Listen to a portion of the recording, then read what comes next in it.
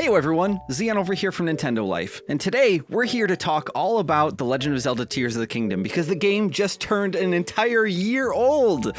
I know adults always say that time is the most precious and important thing, and as I get older, they are so right. But thankfully, I'm not alone. Today, I'm joined by the fantastic Mr. Felix. Oh, yeah, I am over 1 year old, I hope.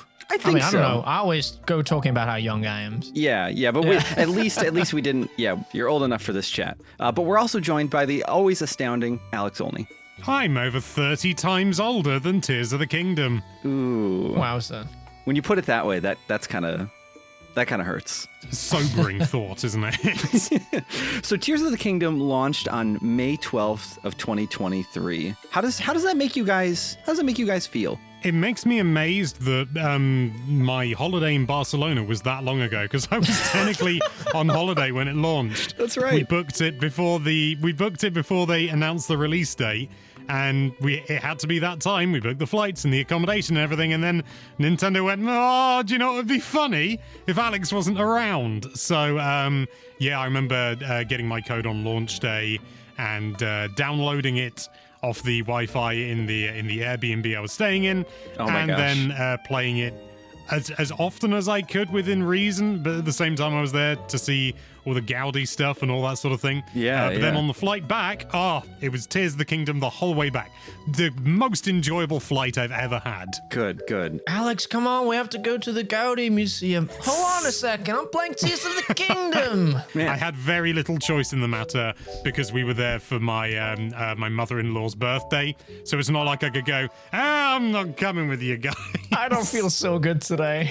I've got to work. Imagine if Tears of the Kingdom wasn't a console handheld hybrid game release. I mean, obviously the Switch is what we owe the credit to for that, but yeah, that would we take that for granted so much.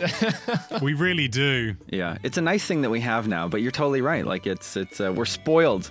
We're spoiled now. Yeah. We can have our cake and we can eat it anywhere. We don't need plates and napkins. I find it insane that it has been an entire year, but not in the sense that it has felt so short. No, it feels ages ago this game came out, at least for my sake. Like, I was fortunate enough to do the review, and I still really appreciate that I got to do that. It was a big task. But that feels so long ago. I remember I stayed up the entire night making that review because it was like, yes, this has to be done. And I had so much stuff I wanted to include, like visually and stuff, and I was just battered, and then Felix put it down and never played it again. Just kidding. we all know that didn't happen. No, but it is. You did get a bit of burnout though, didn't you? I definitely did get burned out on this game. I mean, we've made videos for a month that was all Tears of the Kingdom, and in the end I was just like, I'm just not having fun anymore. Make it stop. Yeah. We had so many videos we had planned to do on the channel that we just didn't get around to get because it was like, if you took the hype or like the relevance of Tears of the Kingdom, I felt it went very much up a graph and then very much down. It was very quickly whoop, whoop, where I felt like Breath of the Wild was talked about much more. I mean, Tears of the Kingdom is still talked about, but I felt it was much quicker. Like, okay, now everyone is playing it, and now no one is talking about it. You know what I mean? That's a really good point. Yeah, I suppose maybe it comes down to the fact that like Breath of the Wild. I shouldn't say it was so revolutionary, but it did things that the Zelda series hadn't. You shouldn't say it was revolutionary. Well, it did things that the Zelda series hadn't done before, but it did so many things that other games were doing, and then just kind of pulled a bunch of ideas together and eventually, it did. Breath of the Wild did make its own thing. But I do remember like a lot of talks around Breath of the Wild being compared to all these other games back then, and now kind of Tears of the Kingdom is here, and it's just kind of it's the Banjo-Kazooie nuts and bolts meets Breath of the Wild or Zelda Breath of the Wild game. For a moment, I thought you meant in terms of its reception. It was like Banjo-Kazooie nuts and bolts, and I was like, whoa. Sorry, definitely the gameplay department. But I think. If Tears of the Kingdom launched without Breath of the Wild, maybe the discussions would still be, and the interest would still be so high. Absolutely, yeah. Yeah, okay. Yeah, I think with Breath of the Wild, not only was it so fresh and different for the Zelda series overall, but also the Switch was still it wasn't selling like hotcakes when it first came out. Sales weren't bad, but they were definitely not like what they were years later, you know? It definitely had a bit of a slower start than I think some people maybe remember, but it wasn't like, it was well received critically and people loved it, but it wasn't common to see a Switch out and about, whereas nowadays it's really not that rare, you know, unless you don't go out. In Denmark it is. I don't see a Switch ever. I don't think I've seen a Switch in the wild. Maybe like a kid played it once, but that just also shows the difference. Denmark is the exception that proves the rule then. But And you know, if the Switch had Street Pass, you'd see people on the streets with them, but you don't, so because it doesn't. So, but sorry, what was your point, Alex? my point being is that people were picking up the Switch and therefore Breath of the Wild as brand new things for a lot longer than Tears of the Kingdom. You know, the install base was growing then, and so there were a lot of new people coming in, and I mean a lot of new people coming in for even a couple of years after Breath of the Wild came out. Whereas with Tears of the Kingdom, this massive install base is already here, and yeah, you know, it sold pretty damn well, all things considered, you know.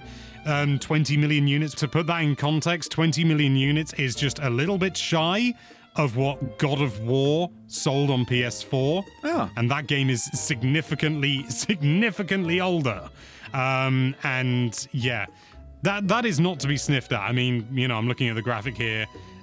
Super Mario Bros. Wonder sold 13 million units, which is still great. You know, people have this very strange perception of sales when it comes to Nintendo, because you sort of think, well, a Nintendo game, that's gonna sell well. And by default, you have to kind of like raise your expectations a bit.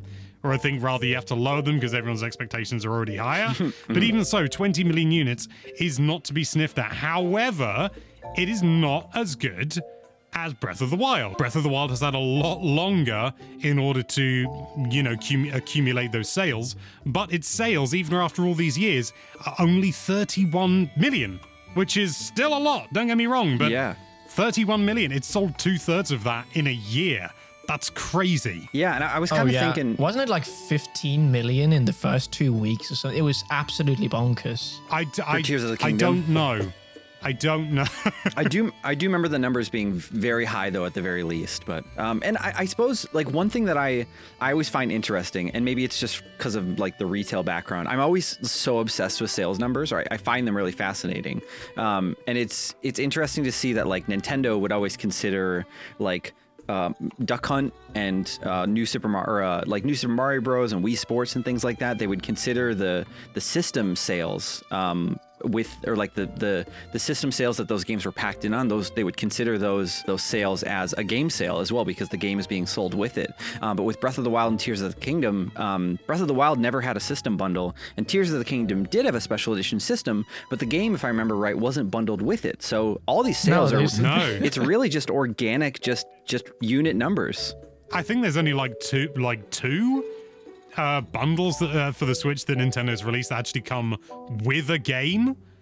Like, I think there's a Mario one, and it was like a standard Switch a number of years after the OLED came out. I just remember the red Joy-Con and everyone being like, oh, it's a standard Switch, and you can choose which game you get. Oh, right. But yeah, that's one of the only sort of bundles that I can think of. But The Mario I do Kart want to 8 ask, one. Yeah, they did Mario Kart, and then the Smash Bros. Ultimate, the most recent one, came with the game as well. So that's changing a bit now. And then they have these Switch Lights that come with Animal Crossing. But yeah, there aren't many bundles, basically. I just wanted to add on to your point. But one thing that often gets brought up, and I don't think it's unfair, is that Tears of the Kingdom, quote unquote, isn't as good as Breath of the Wild. In fact, Felix, you made an entire video about it. It's true. And You're right, I do think I that's a valid point of view. I'm not discrediting it or anything like that, but I do think it is it is unfair to make those comparisons. ooh, Because Tears of the Kingdom was a sequel. It came out and it couldn't possibly, because it was riding off the ideas of Breath of the Wild, being open world, you know, having the same Hyrule and things like that, it could never be as different as Breath of the Wild. it's it's arguably almost like kind of like the difficult second album is a term that's used in the music industry. Felix, I'm sure you understand that. I do, and Xeon, actually. in fact. Yeah. I suppose. Yeah. You're both music men, because sort of Breath of the Wild came out as this big new thing, and if sort of for a lot of people in their eyes, it was quote unquote their first Zelda game, even if they're aware of other games in the series, it could be their first one. And then the second one wasn't as revolutionary. And even for fans of the series, we went from Skyward Sword, Linearama, to Breath of the Wild. What a difference. And humans always consider things in contrast. It's easier to tell the difference between coffee and orange juice than it is between two different kinds of coffee. Yeah. Definitely. That was a weird example, but my point stands. So we know how I feel with the game. I enjoyed it, but in the end, I got a bit burned out. But I want to hear how you guys feel after a year. Like, what do you guys feel after the game after you beat it? So I booted the game up last night for about an hour and played, and I think it's been since like last September or August since I've played the game. And I think it's purely just like because I have all these other games that I want to be playing. So I've just it's not that I'm never going to play Tears of the Kingdom again. There's so much still for me to go back and do. But yeah, I think I checked the 165 hours that I put into it was good enough for, a couple months. And I've forgotten all of my side quests. I've forgotten like how to play the game. I was down in the depths digging around, and I was shooting arrows to throw blight bloom seeds like nonstop. I forgot how to throw items. I was like, wait, can you do that? I feel like I didn't always have to waste arrows. Yeah, I felt really silly when I realized. And it wasn't until I ran out of arrows that I realized you could throw things. Yeah, it's I'm feeling kind of the same way I felt about Breath of the Wild. After I finished that game, I wanted to take it slow, and I wanted to find all the shrines and just to do things without a guide, and just so that way Breath of the Wild could kind of like live on forever almost in my head. Like I would always have something I could go back and do. And Tears of the Kingdom, I feel similarly, but there's so much to do in the game that I think I'm like a little overwhelmed at the thought of like, where do I even start? I don't know if you guys have had those feelings with the game either, but yeah, there's so much to collect, and yeah, there really is a lot of stuff. I never quite felt overwhelmed with Breath of the Wild, but I've heard multiple people say that they are overwhelmed with Tears of the Kingdom just because there is really so much stuff to do. I don't think I've booted up Tears of the Kingdom since I beat it back in, I want to say June. So almost a year I haven't touched it. Wow, yeah. And it was because that moment when I got the burnout, it was such a weird feeling. It was just like nothing I really did sparked that joy in me when playing. I wasn't really, there was nothing. It's like that feeling Welcome of being... to the industry. It's that feeling of when you're at home and, you have free time, but you don't want to do anything. You don't have the drive to do anything. It's a horrible feeling. But that was the feeling when I played the game. The other day, though, when I was playing Majora's Mask, I thought back on Tears of the Kingdom, and for a split second I had that hype Tears of the Kingdom feeling, and I remembered, man, it was such a special time when the game released. I kind of forgot that feeling, and then I had it again, and it was so special because it really was amazing when the game came out. In the first 2 weeks, I was having the time of my life in the game. Anyway, Alex, what do you think? I think that it is an exceptional video game. All right, then. Thank you so much for watching the video, everyone. No, I adore this game. It's really interesting because despite it being so long between the games, Breath of the Wild and Tears of the Kingdom, I often find myself, thinking about the games almost as a single game, and then I think about Breath of the Wild, and I'll think about the divine beasts and stuff like that, and I sort of think, oh yeah, and you did this, and then you could do that. No, that was something that you could only do in Tears of the Kingdom. But yeah, and then you go into that was only in Tears of the... There's so many things that you just they sort of fit so organically, and the game makes no sort of like big fanfare about, like the caves and things like that. I would say that the depths, I don't think the depths are in Breath of the Wild ever or anything like that. But like the caves and everything, there were very few caves in Breath of the Wild, just full stop. You know, Yeah. I think there were a handful in bits and, you know, in bit. Blah, blah. There are a handful in different places, but in Tears of the Kingdom, they're everywhere, and it just feels like such an obvious part of the game now. And it's stuff like that. I think the fact that the game, so you could say it's a criticism, you could say it's not, but the fact that the game feels so much like Breath of the Wild, but at the same time is as different as it is only a good thing. It is so recognizable, but then it makes, when the differences, like the obvious differences, come up, it's just sort of like, oh my god, I can, you know, what when I first got it, I was like, what's the point of the ascend power, you know, what was even the point of that? And then it's just like, oh my god, I could just go up anywhere. I could just go up anywhere. Yeah. And that's Yeah. an incredible feeling. And it's the same with the Ultra Hand. I think I went back and did some Breath of the Wild. Maybe it was for work, maybe I was just curious, or I was checking something, I can't remember what. And I came across an object, I think it was just like a wooden plank or something, and I was like, okay, got Magnesis out, and I was like, why isn't it oh, it's Magnesis, it only works. You just, it's so silly, but that game has just kind of infected my memories of Breath of the Wild. Some of them, not all of them, obviously. Yeah. And I think really interesting. that's a really impressive thing to do. You could argue that it's not a good thing, but I personally don't think it's a bad thing. It means that I really appreciate how well they did it, how well they integrated it, and just, you know, things like the Ultra Hand technique, and, you know, sort of building all the stuff with the Zonai devices. I remember thinking, what, you can make vehicles being such a stupid idea before release? Mm-hmm. Now I don't give it a second thought. It's like, well, yeah, of course I'm going to create a weird mech which has a flamethrower. That's just what you do in this game.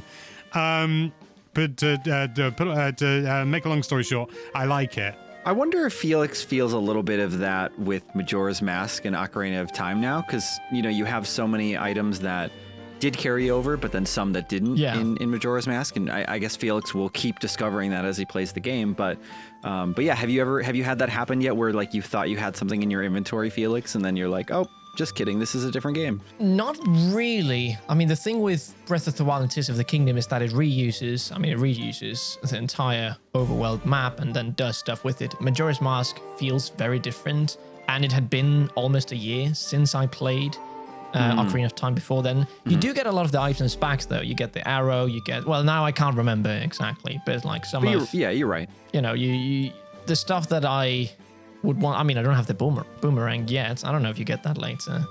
I guess we'll see. That's a really interesting point, Xeon, because I remember the last time I played Ocarina of Time, I was like, oh, yeah, no, the running mask doesn't do anything. And being like, what the hell? Why doesn't the running mask do it? It's not... hang on, is the running mask even in the game? The bunny hood, that's what I mean to say. Yeah, the you're bunny right, hood. yeah. Yeah, it doesn't do anything, and it's like, what? But...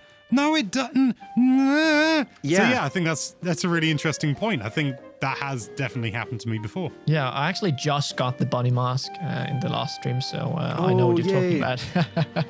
But I I love also the wanted noise. to... It's just the footsteps. It's just. Yeah, you're so quick. Yeah, I think after playing I'm playing Majora's Mask now, but after seeing the two side by side, yes, they're using the same engine, but Majora's Mask does so much different. I think that's what I had hoped that Tears of the Kingdom would have done. And I just wish they did like another world. Using the same map in the end, it just wasn't the right decision for me, at least. It took a lot of the joy out of it, unfortunately.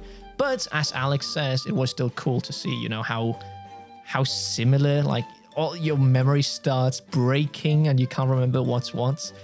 But what I wanted to say is that even though these games are so similar, the feeling you have while playing them is very different. And it's a bit hard to explain, but I played Breath of the Wild right before Tears of the Kingdom.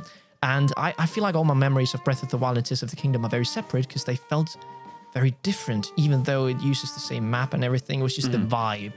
I think the vibe was just very different. Instead of being in this calamity thing, you know, there's people going around. It feels more lively. So, yeah, it's just very fascinating. And even though I didn't personally enjoy that they used the same map, they did a really, really good job with it. Yeah, I think the way that you describe the different feelings is a really apt point. For me, Breath of the Wild is very much... it's kind of empty and desolate, and that definitely adds into the gameplay. It was a criticism that many people had, but I actually felt it was a benefit. And yet there still felt like there was stuff around every corner. It was very well done.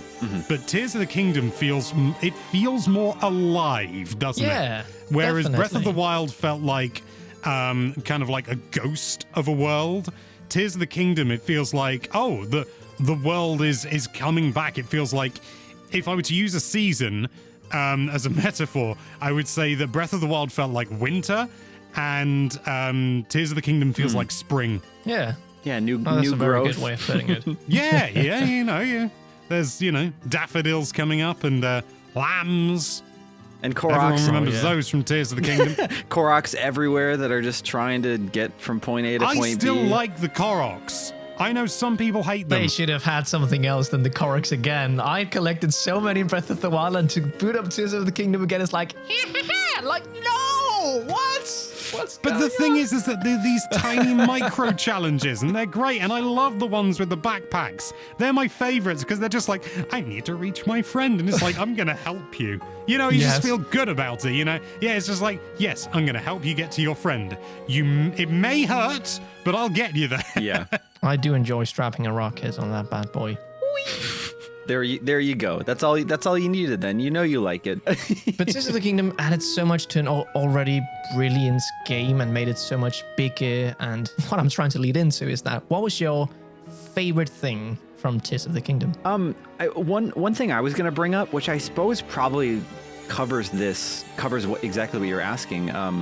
You know how like a lot of us were confused by the lack of marketing and just like, yeah, the fact that Nintendo wasn't really telling us a whole lot about this game.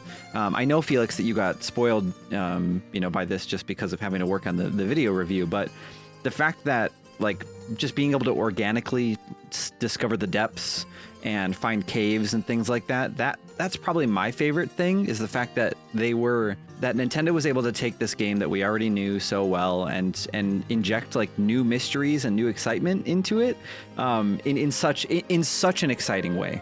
I think that's probably my favorite part in the end. Like, now I wish Nintendo gave us more information and more hands-on opportunities with it and stuff before launch, but I'm still Be careful what you wish for. I got COVID when I did that. oh no.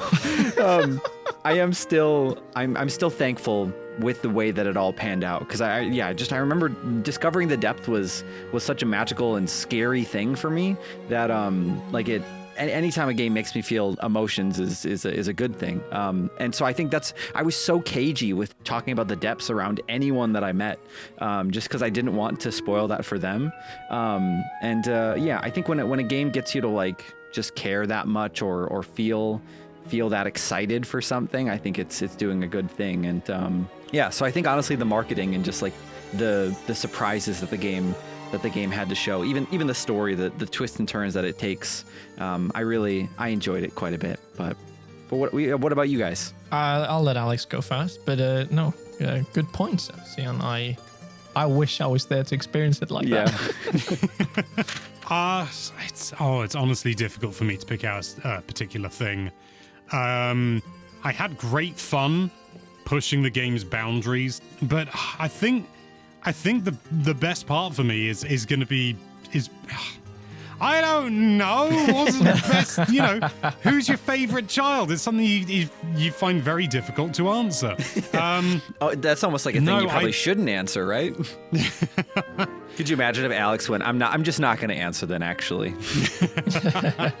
I loved the boss fights for the most part. The boss fights in Breath of the Wild were okay.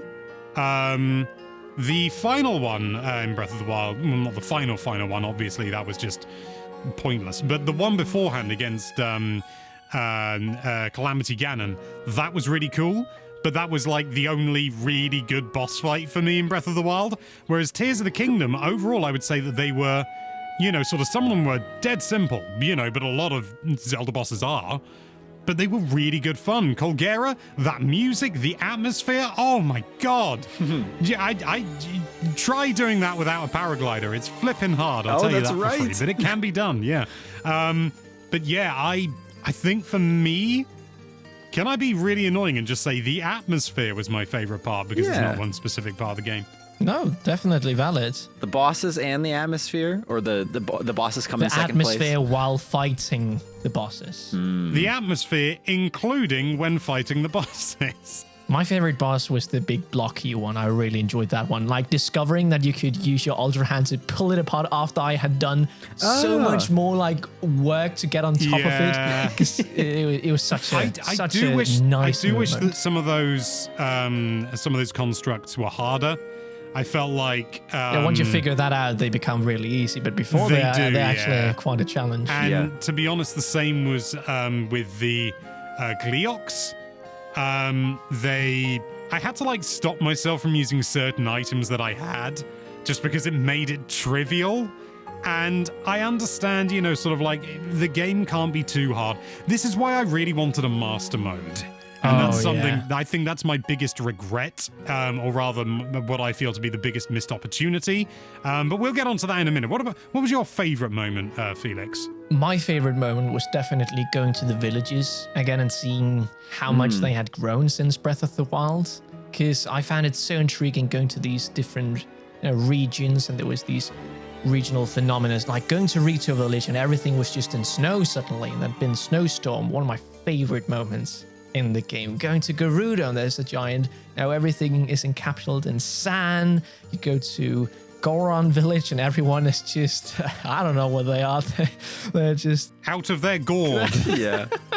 yeah, they're not themselves. So it was just that was just lovely. That was what I did first. I just visited all the villages. Like they also had a use for Lurlin Village Yeah, Lurlin actually had a purpose now, yeah. and Terrytown builds up. You have Hateno Village with fashion. There was just so many great moments in those towns and regions that those were the moments where I was just pure happy. I think that's a good answer. Thank you, Alex. So is yours and Sealand's. So, what about what I said earlier? What's everyone's biggest regret? I've already said that mine was a lack of master mode. Felix, how about yours? Mine was definitely that there wasn't that they reused the map. I think it was a missed opportunity to just make a new exciting A place new to. map. Yeah, exactly. What about you, Zion? I think as excited as I was to explore the depths, the more and more I explore them, the more Yeah. disappointed I become. I know people are disappointed about the skies, but like I can't tell you how much of like a gut punch it is for me to just personally to like go and do a big side quest in the depths to get a treasure chest and then to find an item or like a mask or like a piece of clothing or something that I already had in a different game or something that I just received with an amiibo like hours earlier or something like that. Definitely. So I wish that the item rewards were a bit more exciting as well. But yeah, so much of it feels reused, and I wish there were more unique items in the depths and just more stuff to do down there. I know you're playing Animal well at the moment, and the best thing about that is finding some cool new items. Yes, totally. That would have been awesome if there were just like really cool items in the depths, and that would encourage you to go out instead of just like this costume you already had in Breath of the Wild. Yeah, but that's all right. I mean, I think for the most part here, it sounds like we all really love Tears of the Kingdom, even with the changes. Yeah, definitely. Don't get us wrong. Don't get us wrong. It's a Yeah, it's brilliant, all right. brilliant game. It's just, sometimes we look at our children and we go, I wish you really took those swim lessons seriously, because, then maybe you'd be able to dive underwater, Tears of the Kingdom, but you didn't. So here we are. Instead you're just sitting there drowning and you're embarrassing me. Yeah, God, look at that stamina wheel go down. You were talking about the depths. I feel it was really missed opportunity with the Sky Islands. I know I already said mine, but Yeah. I've had to choose something not like, just make another map. Like the Sky Islands were really disappointing to me. Like you get on this big Sky Island in the start and think, yes, this is awesome. This is the new stuff I'm talking about. Yeah. And then that's it. You have these small puzzles around in the floating around bits. Yeah. There's not really any. I was hoping for like a town in the sky. I think that was or a town in the depths. That would have been so cool. Ooh, yeah. I've just had a random thought, but I think the biggest problem with the depths is its size, because it does feel empty. Yeah. It would be cool if I can think of one or two ways they could have done it. If the depths did mirror what was above the ground, but was smaller, like everything was scaled down. And so when you you traverse through the depths, and every step you take is the equivalent of 5 or 10 steps on land. So it could be more condensed, and there could be more things, and you could use it as a way of moving around the map super quickly to areas that you've never been to before.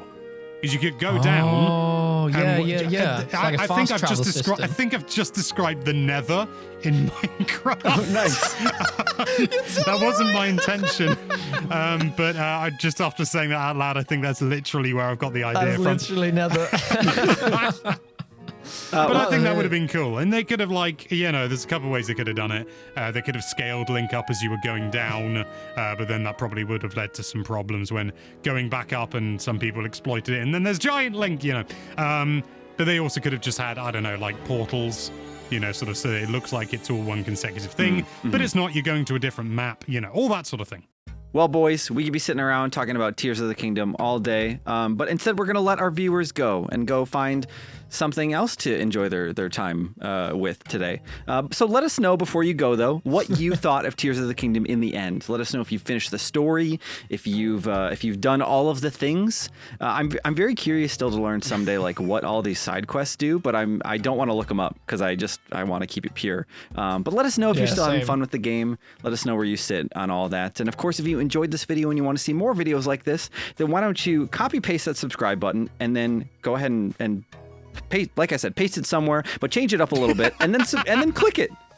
Because why not? Why not subscribe twice?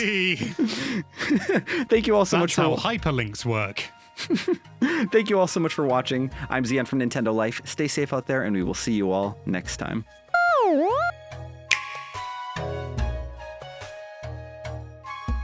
The Legend of Zelda, Beers of the Kingdom. Alex, no.